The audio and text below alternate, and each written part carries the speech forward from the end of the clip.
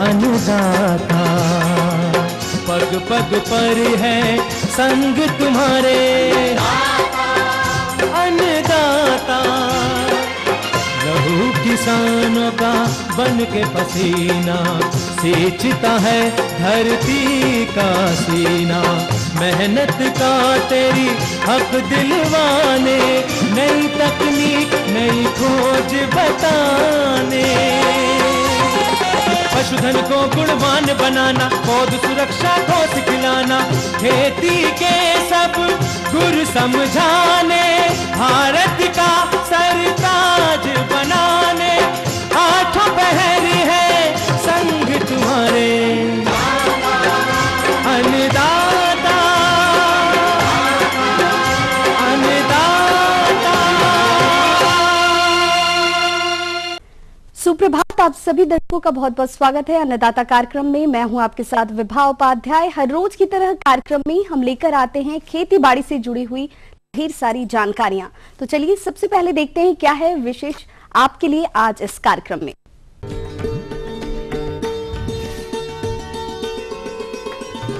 पिछेती आलू की फसल में समसामयिक कार्य।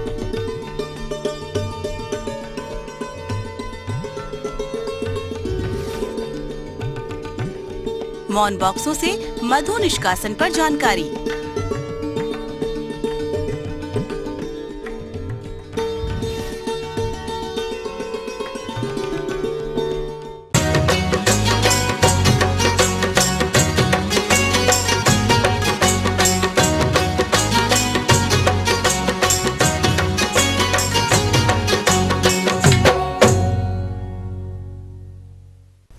जिन किसान भाइयों ने देर से आलू की बुआई की होगी वो फसल इस समय बढ़वार की अवस्था पर होगी।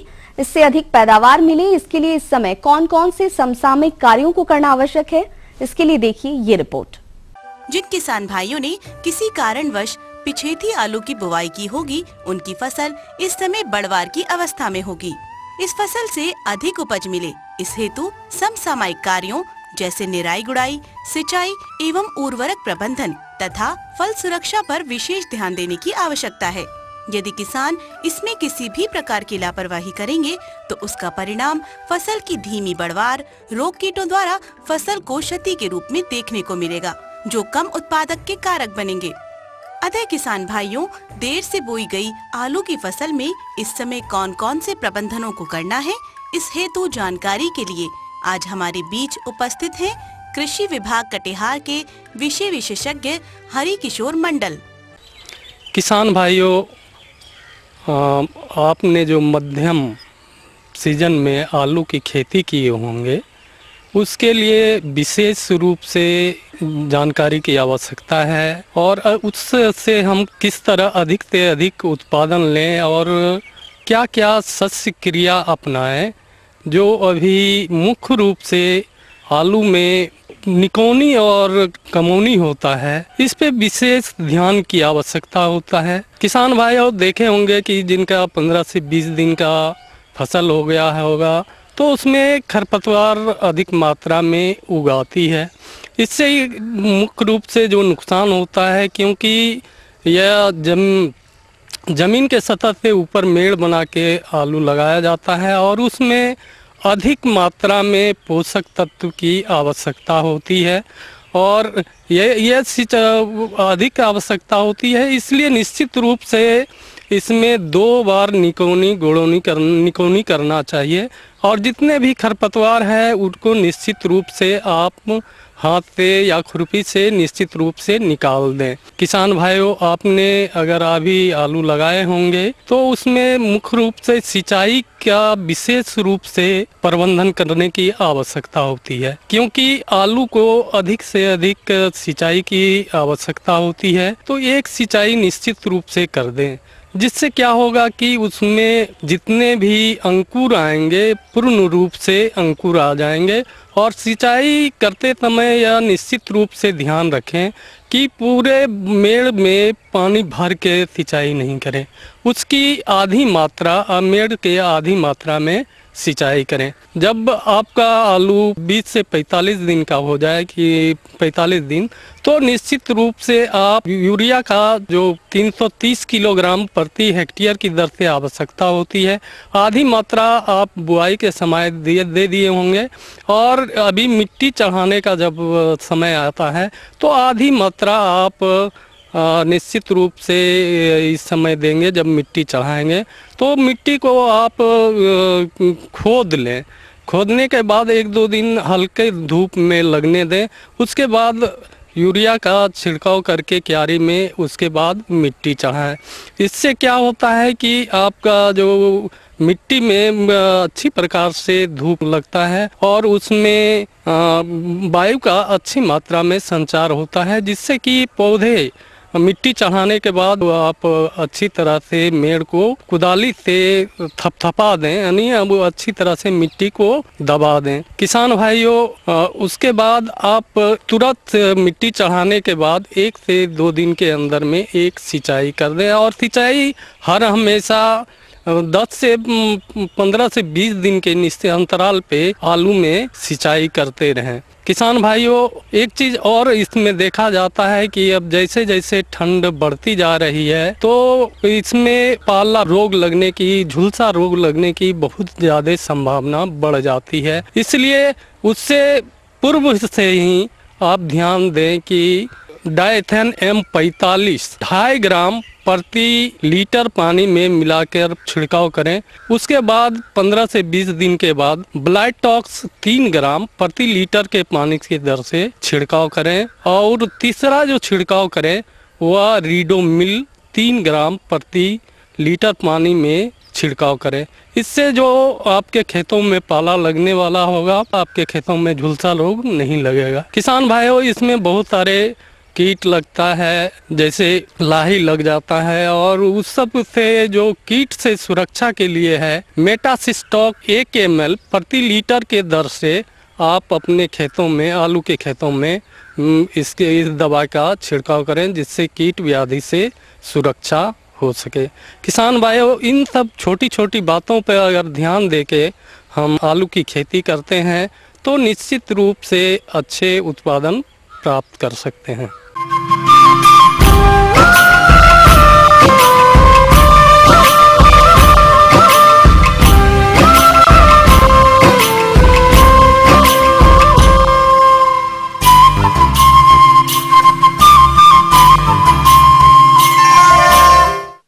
खेतों में सरसों की फसल फूल की अवस्था पर है और इन फूलों से मकरंद प्राप्त कर मधुमक्खियां खूब शहद उत्पादन कर रही हैं। इसलिए मौन पालकों के लिए ये जरूरी हो जाता है कि मधुबक्शों से शहद को इस प्रकार से निकालें कि मौन वंशों को कोई हानि ना हो और शहद की गुणवत्ता भी बनी रहे। इसकी पूरी जानकारी प्रस्तुत है कार्यक्रम के इस अंश में। किसान भाइयों, जैसा कि आप सभी जानते हैं कि मधुमक्खी पालन व्यवसाय का मुख्य उद्देश्य होता है शहद उत्पादन। तो मधुमक्खियों की उचित देखरेख तथा अन्य प्रक्रियाओं के दौरान हमें मधु निष्कासन प्रक्रिया को अपनाना होता है, जिसमें कुछ महत्वपूर्ण सावधानी बरतने की आवश्यकता होती है, जैसे शहद निकालने का उचित समय, शहद की पहचान एवं शहद निकालने वाले यंत्र तथा बर्तनों की साफ सफाई इत्यादि। यदि हमारे मौन पालक शहद निकालते समय इन सभी महत्वपूर्ण बिंदुओं को अमल में नहीं लाएंगे तो शहद की निम्न गुणवत्ता एवं प्रति मौन बॉक्स से कम शहद की प्राप्ति होगी, जिसके कारण आपको शहद का उचित मूल्य न मिलने के कारण आपको इस व्यवसाय से हानि उठानी पड़ेगी। इसलिए मौन पालक भाइयों, आपको शहद निष्कासन के समय कौन कौन सी महत्वपूर्ण बातों का ध्यान रखना है, इसकी जानकारी प्रस्तुत कर रहे हैं एक प्रगतिशील मौन पालक। तो देखिए और लाभ उठाइए। किसान भाइयों, जब हम मधुमक्खी पालन करते हैं तो जब पुष्प रस की अधिकता होती है तो मधुमक्खियाँ जो अपने खाने के लिए पुष्प रस एकत्र करती हैं, नेक्टर एकत्र करती हैं, तो जब वो ज़्यादा हो जाता है, सरप्लस हो जाता है, तब हम मधुमक्खियों से शहद निकाल सकते हैं। किसान भाइयों, सबसे पहले तो मैं आपको कहना चाहूँगा कि शहद जो है वो सुपर चैम्बर से लें। उस शहद की गुणवत्ता सबसे अच्छी होती है, निर्यात में उस शहद की मांग ज़्यादा होती है।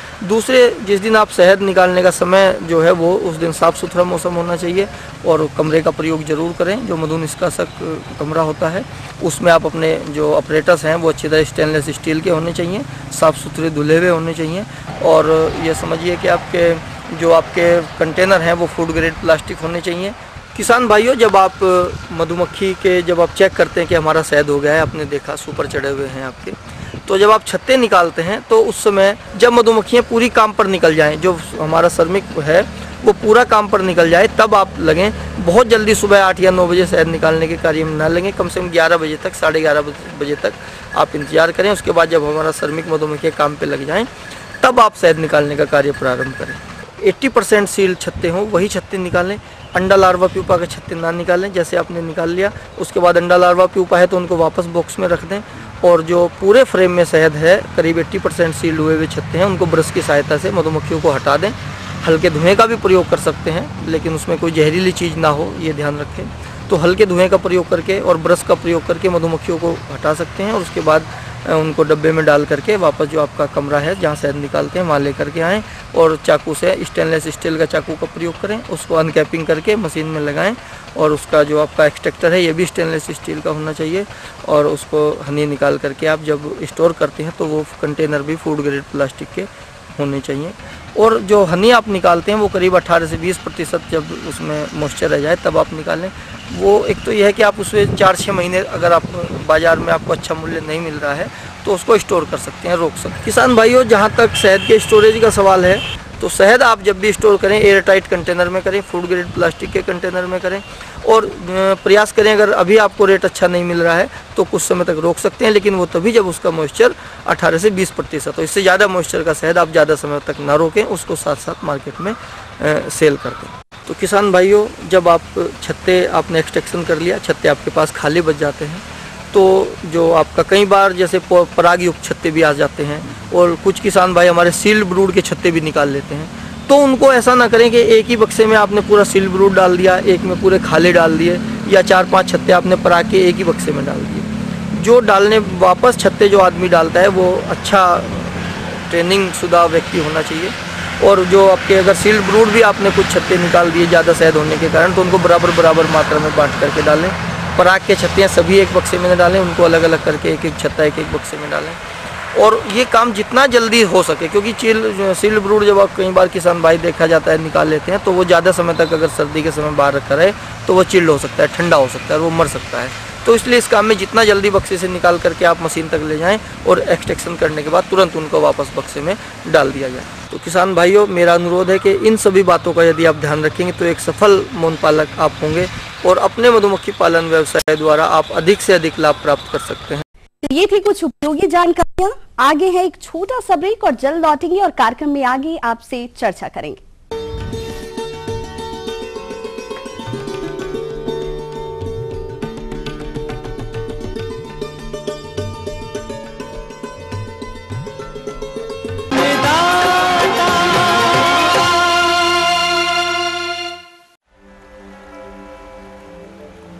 ये नदी, ये पत्थर, ये शहर और ये चेहरे एक से नहीं रहते, बदल जाते हैं समय के सफर में।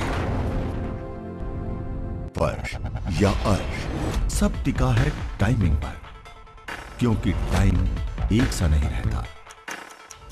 समय का यही सफर सिमट आता है न्यूज एट 9 PM में।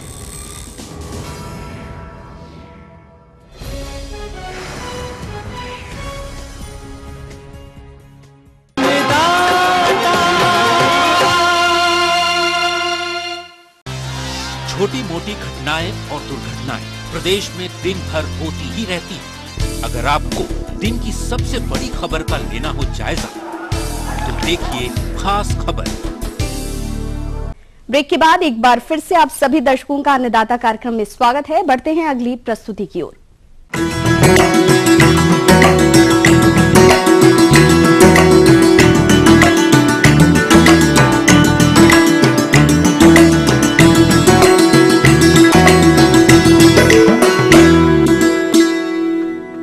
जिन किसान भाइयों ने मिर्च की फसल लगा रखी है। उनकी फसल रोपाई के अनुसार बढ़वार की विभिन्न अवस्थाओं पर है। इस फसल में इस समय कुछ हानिकारक कीटों का प्रकोप दिखाई दे रहा है, तो किसान भाइयों इनका नियंत्रण किस प्रकार से करें, इसकी जानकारी के लिए देखिए कार्यक्रम का ये अंश। मसाले वर्गीय फसलों में मिर्च की बाजार मांग अच्छी होने के कारण इसकी खेती वर्ष भर की जाती है। वर्तमान में यह फसल बहुत से किसान भाइयों के यहाँ पुष्पन से फलन की अवस्था लिए खेतों में देखी जा सकती है। किसान भाइयों, इस फसल से अच्छा उत्पादन प्राप्त करने के लिए इसमें कुछ प्रबंधन कार्यों को संपादन करने की आवश्यकता होती है, जिससे कि फसल से अधिक तुड़ाई ली जा सके। इन प्रबंधन कार्यों में मुख्य रूप से कीट एवं रोगों से फसल को बचाना प्रमुख कार्य है। यदि आपने समय रहते इनका प्रबंधन नहीं किया तो फसल की बढ़वार तो कम होगी ही, साथ ही उत्पादन में भी कमी आएगी। इसी के मद्देनजर आज हम चर्चा करेंगे मिर्च फसल में लगने वाले प्रमुख कीट एवं उनके प्रबंधन की, ताकि आप समय पर इनका प्रबंधन कर सकें। इस बारे में जानकारी के लिए हमारे संवाददाता ने संपर्क किया डॉक्टर BS राठौड़ से, जो प्रस्तुत है आज कार्यक्रम की इस प्रस्तुति के माध्यम से। अभी हम मिर्च के खेत में खड़े हैं। इस वक्त मिर्च जो है वो फूलों की अवस्था में है, कहीं कहीं फलन भी आ रहा है। इस पर बहुत सारे कीट लगते हैं और इन कीटों के प्रभाव से पैदावार में बड़ी भारी कमी आ जाती है। अगर हम कीड़ों की बात करें तो इसके अंदर रस चूसने वाले कीट हैं वो बहुत ज़्यादा लगते हैं, जिसमें सफ़ेद मक्खी है, मोइला है, रसाद कीट है, हरा तेला है, बरूती है। ये सारे ऐसे छोटे छोटे कीट हैं जो हमको अपनी आँखों से नज़र नहीं आते हैं और मिर्च की पत्तियों की निचली सतह पर रह कर के रस चूसते रहते हैं। इस कारण पत्तियां जो है वो पीली पड़ जाती है और झड़ने लगती है। फूल जो है, फूलों का भी ये रस चूसते हैं, उस कारण से फूल है वो भी गिर जाते हैं। और काश्तकार भाई कहते हैं, शिकायत करते हैं कि फूल तो बहुत आ रहे हैं लेकिन फलन नहीं हो रहा है। इसका कारण एक ये हो सकता है कि रस चूसने वाले कीट जो है वो नुकसान पहुँचा रहे हैं। इन कीटों का समन्वित प्रबंधन करने के लिए हमें बहुत सारे उपायों को काम में लेना पड़ेगा। किसान भाइयों, हमारे मिर्च के खेत को फसल में से जितने भी खरपतवार हैं वो आप हटा देवें। खरपतवारों पर ये कीट हैं वो आसरा लेते हैं, इसलिए खरपतवारों का आप नियंत्रण करें, फसल को साफ़ सुथरी रखें। और इसके अलावा भी अगर इन कीटों का प्रकोप होता है तो हमें इमिडाक्लोप्रिड दवा 1 मिलीलीटर प्रति 3 लीटर पानी के हिसाब से छिड़काव करें, या डाईमिथोएट दवा है जो 1 मिलीलीटर प्रति लीटर पानी के हिसाब से छिड़काव करें। अगर यह भी दवा नहीं मिले तो आप रोगोर जो है उसको भी आप छिड़क सकते हैं। इसके अलावा किसान भाइयों, इन कीटों को नियंत्रण करने के लिए हम पीले प्रकाश पास काम में लेवें, जिससे कि हमें मालूम पड़ जाए कि ये कीट फील्ड में आ गए हैं। इसके अलावा किसान भाइयों, नीम, धतूरा और आक की तीनों की पत्तियां बराबर मात्रा में 10 किलो प्रति 100 लीटर पानी के हिसाब से घोल बनाकर छिड़काव करने से भी इन कीटों का प्रबंधन हो जाता है। इन रस चूसने वाले कीटों के अलावा किसान भाइयों, इस पर फल को छेदने वाला एक कीट और लगता है। वो फलों के अंदर घुस कर के और फल को अंदर ही अंदर खाता जाता है। इससे हमारी मिर्च के फल जो है वो काणे नज़र आते हैं और बाज़ार में उसके भाव कम मिलते हैं। इसको नियंत्रित करने के लिए हमें छिड़काव करना पड़ेगा। उसके लिए क्विनलफॉस दवा जो होती है 25 EC आती है, 1 मिलीलीटर प्रति लीटर पानी के हिसाब से छिड़काव करें। और फिर भी अगर इसका नियंत्रण नहीं होता है तो 15 दिन के बाद में इसी दवा का छिड़काव हमें वापस करना होता है। इसके अलावा तीसरा कीट इसके अंदर जो आता है, खड़ी फसल के अंदर दीमक का प्रकोप भी होता है। किसान भाइयों, आप देख सकते हैं कि दीमक से ग्रसित पौधे को पहचानने के लिए जैसे ही मैं हाथ से इसको उखाड़ूंगा तो यह आराम से मेरे हाथ में आ जाता है। और आप यहाँ देख सकते हैं कि इसकी जड़ें जो है वो सारी काट ली गई है। तो दीमक के अंदर और इसी तरह का जो रोग होता है उकठा रोग, उसमें यही फ़र्क होता है कि उकठा रोग में पौधा जो है वो अपने हाथ में आसानी से नहीं आता है, जबकि दीमक का पौधा ग्रसित जो होता है वो अपने हाथ में आसानी से आ जाता है, क्योंकि उसका जो जड़ों का तंत्र है वो दीमक के द्वारा खा लिया हुआ होता है। दीमक जो है इसको नियंत्रण करने के लिए किसान भाई ये ध्यान देवें कि खेत के अंदर सड़ी हुई खाद ही का उपयोग करें, क्योंकि सड़ी हुई खाद का उपयोग नहीं करते हैं तो दीमक का प्रकोप ज़्यादा होता है। इसके अलावा भूमि के अंदर दीमक को नियंत्रण करने के लिए मेटाराइजियम और बावेरिया नामक की एक फफूंद होती है जो इस दीमक के ऊपर बीमारी पैदा करके और बीमारी को मारती है। तो 5 किलो प्रति हेक्टर के हिसाब से अगर इन दोनों फफूंदों में से कोई एक फफूंद हम गोबर की खाद के साथ मिट्टी में मिलाते हैं तो दीमक का नियंत्रण कर सकते हैं। इसके अलावा किसान भाइयों, इसका रासायनिक नियंत्रण करने के लिए खड़ी फसल के अंदर पानी के साथ क्लोरोपाइरीफॉस दवा जो होती है उसका 4 लीटर पर हेक्टर के हिसाब से अगर काश्तकार उपयोग में करें तब भी हम दीमक का नियंत्रण कर सकते हैं। इस प्रकार किसान भाइयों, ये रस चूसने वाले कीट, दीमक और इसकी फल को खाने वाली जो पीड़ा जो है, इसको हम नियंत्रण करके बहुत अच्छा उत्पादन ले सकते हैं।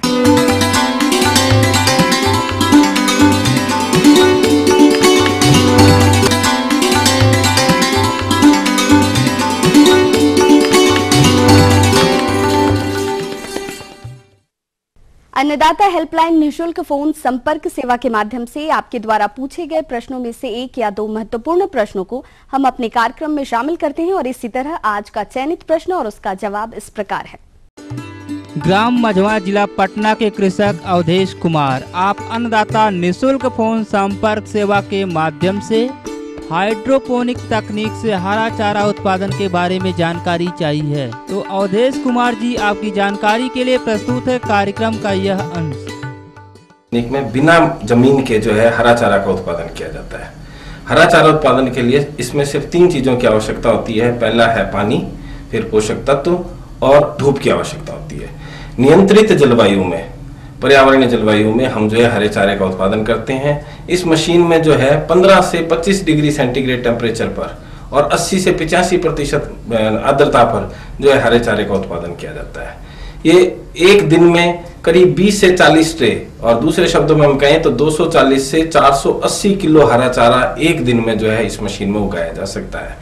इस तकनीक के कई लाभ हैं। सबसे बड़ा जो लाभ है वह है पानी की बचत। जहां परंपरागत खेती में 80 से 90 लीटर पानी की आवश्यकता होती है, वहां 1 किलो चारे के लिए 2 से 3 लीटर ही पानी का काम में आता है। और जो पानी उपयोग में नहीं आता, जो चारे द्वारा उपयोग में नहीं लिया जाता, वो भी मशीन द्वारा दोबारा उसको हम काम में ले सकते हैं। दूसरी जो है भूमि की बचत है। इसमें जो जितनी जगह में हम ये चारा उगा रहे हैं, 5 क्विंटल चारा, वो परंपरागत खेती में करीब 1 हेक्टेयर जमीन के बराबर है। 30 दिन में 1 हेक्टेयर जमीन की जरूरत होती है, वहां ये कम स्थान में उतना ही चारा जो है उत्पादित कर सकते हैं। तीसरा जो है समय की बचत है।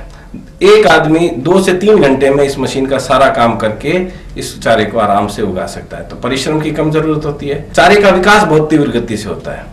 इस मशीन में जो है हाइड्रोपोनिक्स तकनीक में जो है 7 दिन में चारा कुल तैयार हो जाता है। कटाई के लिए हम उसको बाहर निकाल लेते हैं, और इसमें जो लंबाई है जो करीब 12 से जो है 25 सेंटीमीटर तक, किस्म पे डिपेंड करता है कि कौन सी हम किस्म उपयोग करें। जहां बीज में हम अगर बात करें या हरे चारे हम बात करें, जहां प्रोटीन 8 से 9% है, इस चारे में, हाइड्रोपोनिक्स चारे में प्रोटीन की मात्रा 25 से 30% पाई जाती है। 3 गुना प्रोटीन में बढ़ोतरी हो जाती है। विटामिन भी जो है पशुओं को उचित मात्रा में इससे मिल जाता है। इसके साथ साथ ये खाद्य के लिए भी सुरक्षित है, क्योंकि इस तकनीक में जो है किसी भी तरह का केमिकल का उपयोग नहीं किया जाता। तो ये जो चारा है उग रहा है, ये हानिकारक तत्वों से फ्री है। तो पशुओं को अगर हम इसको खिलाएंगे तो उनमें भी जो है ये हानिकारक तत्व कम मात्रा में जाएंगे। अपने देश में अर्ध शुष्क एवं शुष्क क्षेत्रों में हरा चारा उत्पादन एक बहुत बड़ी समस्या के रूप में देखा जाता है। इन क्षेत्रों में विपरीत परिस्थितियों के बीच भी इस तकनीक के द्वारा आप हरा चारा उगा सकते हैं।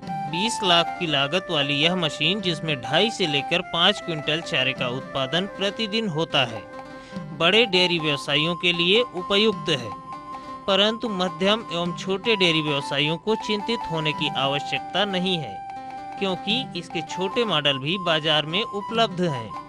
किसान भाई इस मशीन की विस्तृत जानकारी हेतु इस पते पर संपर्क कर सकते हैं।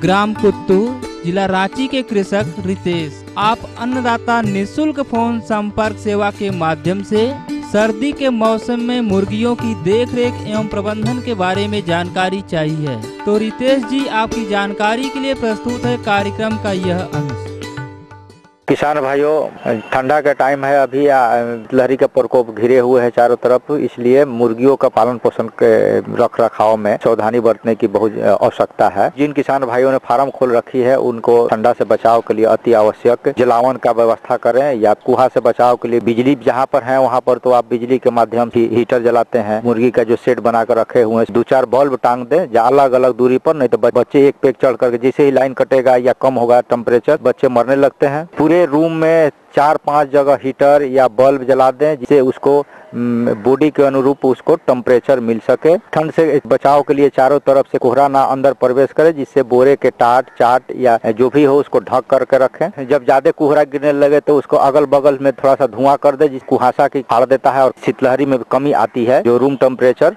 को मेंटेन करने में आवश्यक रहता है। फीड में संतुलित आहार दें, पानी दें और बी कॉम्प्लेक्स भी साथ साथ में दें उसको। नीचे का जो उसका बिछावन कुनई हो या जो भी भूसे हम डाले हुए हैं उसको ज्यादा अगर गीला हो गए हो तो उसको बदल दें। साथ में ही उस पर अगर ज्यादा विष्ठा वगैरह हो तो उसको आप चूने का मात्रा थोड़ा सा बढ़ा दें, जिसके चलते जो भी मॉइस्चर होगा एब्जॉर्ब कर लेगा। और खान पान में उसका अति आवश्यक ध्यान देना है, जिसमें आप ठंड से बचाव के लिए कोक्सीडियोस्टेट वगैरह का भी इस्तेमाल आप उसमें कर सकते हैं जो फीड में देते हैं हम। भी आपको लगे कि ज्यादा टेम्परेचर का कमी हो गया, ऊष्मा का बराबर ध्यान रखें। आहार पर आवश्यक ध्यान देने की जरूरत है, जिसमें फीड जो आए आपको उसमें कैल्शियम वगैरह रहे, जो फिश बोन का जो मिक्स रहे वो दें और समय समय पर उसको 3-4 बार उसको फीड डालें। थोड़ा थोड़ा करके दें, बर्बादी भी न हो और उसको समय समय पर खा सके और रह सके। पानी सही समय पर दें, 3 बार उसको पानी दें, पर्दा चारों तरफ लगा कर रखें। बी कॉम्प्लेक्स पर भी दें उसको। उसमें आंख में पानी आने लगता है जिससे कोहरा वगैरह छाया रहता है, जिससे ठंड के कारण कुकड़े रहता है। ऊष्मा का खास करके अभी ध्यान दें, जो गर्मी उसको बॉडी के दे सके।